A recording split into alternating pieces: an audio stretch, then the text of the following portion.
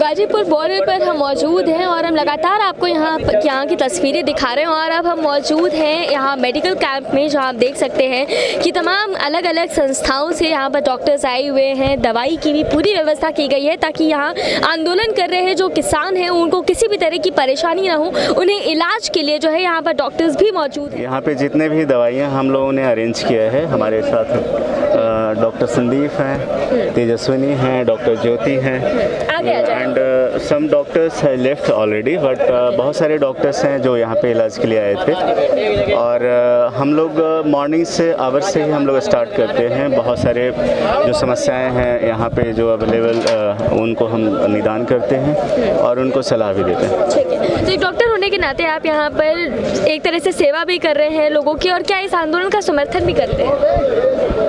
आंदोलन का समर्थन हमारा नैतिक समर्थन बिल्कुल है, राजनीतिक समर्थन नहीं, नैतिक समर्थन है इस मामले में कि हम लोग भी कहीं न कहीं उस बैकग्राउंड से बहुत सारे लोग आते हैं जो किसान फैमिली से हैं, और उसमें बहुत सारे लोग ऐसे हैं। मैं एक बात कहूँगा कि सोसाइटी में किसी को प्रोग्रेस करना है तो हार्मोनी होना चाहिए। हार्मोनी मीन्स किसान भी आगे बढ़े, जो और पढ़े लिखे लोग भी हैं आगे बढ़े। हार्मोनी जब तक नहीं आएगा सोसाइटी में तो हमारा सोसाइटी डेवलप नहीं करेगा। संदीप जी, आपसे जानना चाहेंगे यहाँ पर जितने भी किसान आ रहे हैं आपके पास, आप लोग क्या कुछ मेडिकल फैसिलिटीज़ उन्हें प्रोवाइड कर रहे हैं और किस तरह की प्रॉब्लम्स आती है किसानों को? यहाँ पे मरीज जो आ रहे हैं मोस्टली जो सर्दी का माहौल आजकल चल रहा है, तो हर दूसरा यहाँ पे जो किसान है उसको दिक्कत है, खांसी की दिक्कत है और स्केबीज वगैरह फैला हुआ है। यहाँ पे बहुत सारे पेशेंट्स को है और वो कौन से स्केबीज, इसके बारे में थोड़ा बताएंगे हमें? ये एक्चुअली क्या होता है, ये पैरासाइट से होती है स्केबीज बीमारी ना, जो एक बार किसी आदमी को हो जाती है तो वो दूसरे के साथ अगर कोई रहता है, उसके साथ कोई रहता है तो कम्युनिकेबल डिजीज है। ठीक है, इसके अलावा हर किसी को कोई ना किसी ना किसी को चोट लगी है, किसी ना किसी को यहाँ पे खाने की दिक्कत है, पानी साफ है नहीं, तो हर किसी को गैस्ट्राइटिस की प्रॉब्लम है। बहुत सारे पेशेंट ऐसे आ रहे हैं। तो एज अ डॉक्टर हमारा थोड़ा फर्ज बनता है, जब भी आप फ्री में होते हैं, हम फ्री होते हैं तो हम यहाँ पे आते हैं। और ये ऐसा नहीं कि यहीं पे इसी बॉर्डर पे लगा है, मतलब यहाँ पे एक टीकरी बॉर्डर है, एक सिंघू बॉर्डर पे, वहाँ पे भी हम जाते हैं। अच्छा, वहाँ पे भी विजिट करते हैं। मतलब हमारी टीम है पूरी, तो हम वहाँ पे जिस दिन हम जैसे जो डॉक्टर फ्री होते हैं वहाँ पे वैसे जाते हैं। अच्छा, actually there are many doctors who are serving over the all this protest. अभी भी टिकरी बॉर्डर हो चाहे सिंघू बॉर्डर हो और भी बॉर्डर्स हैं, उस पर हमारी फोरम के बहुत सारे डॉक्टर्स हैं। अराउंड 200 डॉक्टर्स का भी ग्रुप है हमारा, जिसमें बहुत सारे डॉक्टर वहाँ पे सर्विस भी दे रहे हैं। हम लोग आज यहाँ अवेलेबल हैं। हम लोग कई बार जो अवेलेबिलिटी ऑफ टाइम होता है उसके अनुसार एडजस्ट करते हैं। संदीप जी, आपसे एक सवाल है हमारा, आप युवा हैं, डॉक्टर भी हैं, तो ये जानना चाहेंगे कि आप प्रैक्टिस करते हैं, जो समय आपका बचता है, आपने बताया कि आप यहाँ पर आते हैं, तो ऐसी इंस्पिरेशन कहाँ से आई कि आपको प्रोटेस्ट में आना चाहिए? प्रोटेस्ट वाली बात नहीं है। एक्चुअली मैं लो बैकग्राउंड से बिलोंग करता हूँ। मेरी फैमिली फार्मर फैमिली है, तो मेरे को पता है कि हर किसी को क्या प्रॉब्लम आती है। अब ठीक है, हमारे पास है एक पार्टी है, बीजेपी है, जो चल रही, गवर्नमेंट चला रही, सेंट्रल गवर्नमेंट है, किसी के पास बहुमत होता है। हाँ। तो वो ऐसा नहीं कि किसी की बात सुननी नहीं चाहिए। यहाँ पे जो आ रहे हैं हर किसी को कुछ तो, अब इतना टाइम हो गया, इतने दिन से सरकार को एटलीस्ट कुछ तो सुनना चाहिए, है ना। तो अब जो यहाँ पे उनके बिहाफ से आए हैं, फार्मर्स आए हैं, उनको यहाँ पे तकलीफ तो हो रही है। तो as a doctor, as a person, मेरा कर्तव्य बनता है कि जितनी फैसिलिटी मैं अपनी तरफ से दे सकता हूँ मैं दे दूँ। ठीक है, कोरोना को लेकर के भी बहुत सारी बातें हो रही थी बीच में कि यहाँ पर जो लोग हैं वो मास्क नहीं लगा रहे, क्या कहिएगा उसमें? देखिए मैम, कोरोना की तो दिक्कत है और मैंने खुद देखा है अपने टाइम पे, मतलब मैं एमसी से किया है, तो वहाँ पे बहुत सारे पेशेंट है कोविड के।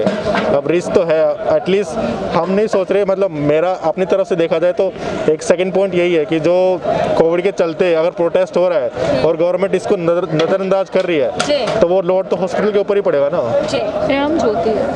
कहाँ से आए हैं? मैं एम्स से आई हूँ। अच्छा, क्या कहिएगा इस आंदोलन में आज जो आप लोगों की सेवा कर रही हैं, क्या इंस्पिरेशन आपके दिमाग में आया हो? बस आ गया। एक्चुअली मैं भी फार्मर फैमिली से बिलोंग करती हूँ। आप किसान हैं, लेकिन यहाँ लोग कहते हैं कि पढ़े लिखे किसान होते ही नहीं, तो क्या? ऐसा कुछ नहीं है। क्या किसान पढ़ लिख नहीं सकते हैं? किसान के बच्चों को पढ़ने का कोई अधिकार नहीं है क्या? ये सरकार कहती है कि सबका विकास करेंगे, एक तरफ कहती है किसान पढ़े लिखे नहीं हो सकते, क्या कहेंगे सरकार? अब वो सरकार की अपनी सोच है।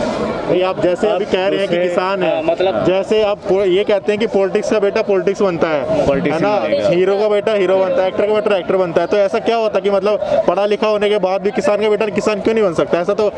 ऐसा लिखा नहीं कहीं पर कि ऐसा नहीं हो सकता। हाँ, लेकिन बीजेपी के कुछ नेता ये कहते हैं ना कि सूट बूट पहने हुए ये असली किसान है ही नहीं। सूट बूट क्या, ये अधिकार क्या खाली बड़े आदमी को पहनने का अधिकार है? सूट वगैरह पहनने खाली अधिकार बड़े इंसानों को? ऐसा तो नहीं है ना, किसान का बच्चा कपड़े नहीं पहन सकता क्या? इतने पैसे नहीं होंगे उनके पास। हाँ, आप क्या कह रहे थे? मैं ये कह रही थी, क्या सूट बूट पहनने का अधिकार किसानों के पास नहीं है? पढ़ने का अधिकार क्या किसानों के पास नहीं है? जब किसान ही सबका पेट भर रहे हैं तो उनके पास तो सारे अधिकार होने चाहिए ना। और किसान फैमिली से ऐसा नहीं है कि किसान फैमिली से एक ही इंसान है जो किसान को पूरा देखता है, अपनी खेती को देखता है, उसके अलावा उसके कज़न होते हैं, फैमिली होते हैं, मतलब ब्रदर होते हैं, वो भी तो पढ़े लिखे होते हैं, वो कहीं ना कहीं काम कर रहे होते हैं। तो वो सारे जब ऐसी कुछ सिचुएशन आती है तो सारे मिलके ऐसे प्रोटेस्ट में पार्टिसिपेट करते हैं ना। आप लोगों ने मोदी जी का सूट पहनते हुए वो खेती करते हुए फोटो नहीं देखा है क्या?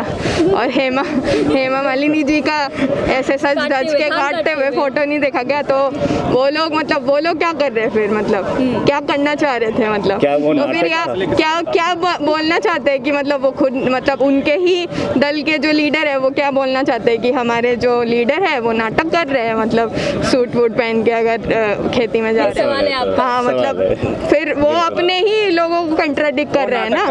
हाँ, तो मतलब ये है कि वो बोलते हैं ना कि चोरों को मतलब हर इंसान चोर ही दिखता है। तो ऐसा है कि जो लोग खुद नाटक करते हैं तो उनको ऐसे जेन्युइन लोग भी ऐसे नाटक करते हुए ही दिखते हैं। तो ऐसी ही बात है। तो अभी हमने आपको डॉक्टर्स की राय बताई है कि राय यहाँ पर जो डॉक्टर्स मौजूद हैं वो यहाँ पर जो सेवा कर रहे हैं लोगों की, वो क्यों कर रहे हैं इसका रीज़न भी उन्होंने बताया। और अब हम आपको दिखाने जा रहे हैं कि यहाँ पर मेडिकल कैंप है, तो तमाम तरह की मेडिसिन भी जो है वो यहाँ पर मौजूद हैं। बता दें कि कई संस्थाओं से, न केवल दिल्ली से बल्कि अलग राज्यों से भी कई संस्थाओं से यहाँ पर डॉक्टर्स आते हैं। केवल गाजीपुर बॉर्डर पर नहीं बल्कि जहाँ पर प्रोटेस्ट हो रहा है, टिकरी बॉर्डर हो गया, सिंघू बॉर्डर हो गया, तमाम जगहों पर जहाँ भी प्रोटेस्ट हो रहा है वहाँ पर ये डॉक्टर्स जाते हैं।